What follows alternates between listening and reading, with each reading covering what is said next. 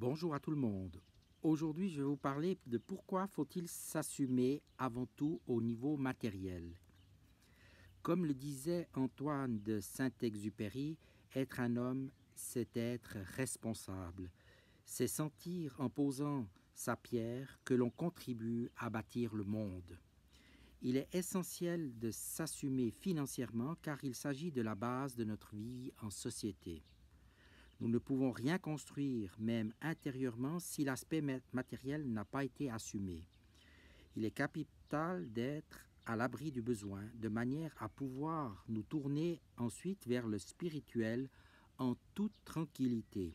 Il est également important d'avoir un lieu de vie qui nous ressemble et qui nous régénère. Lorsque l'aspect matériel est assumé, nous protégeons notre famille en la plaçant à l'abri du besoin.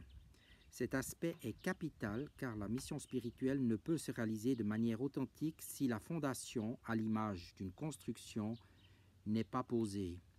Dans le cas où cela n'a pas été respecté, la personne qui avance sur le chemin spirituel est comme éthérée avec comme fragilité principale le manque d'ancrage et souvent le fait de ne pas assumer l'aspect matériel et dense de la réalité.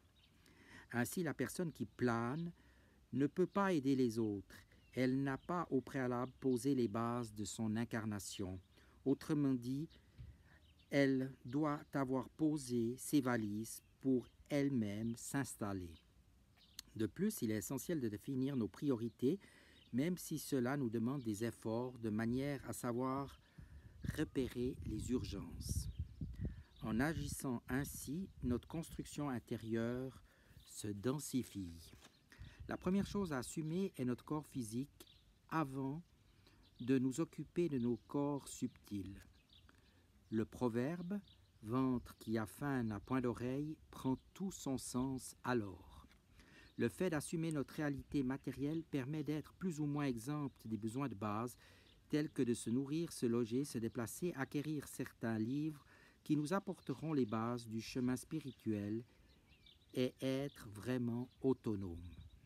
De même, la plongée dans notre mission spirituelle ne doit en aucun cas être une fuite.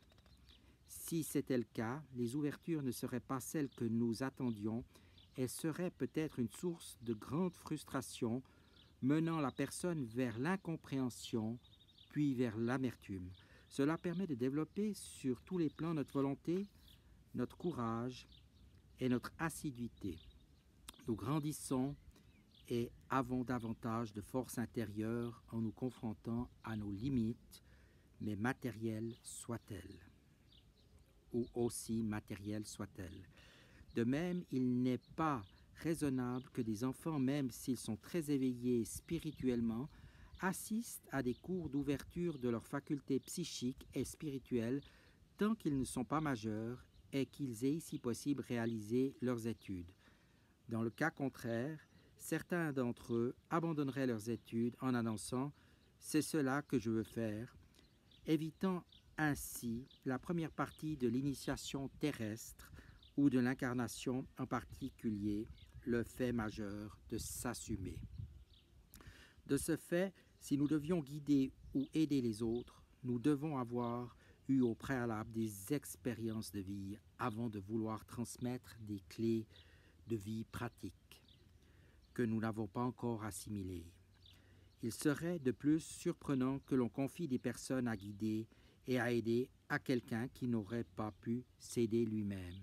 Et oui, ainsi les choses se font toujours dans l'ordre. Merci de votre attention et je vous dis à tout bientôt.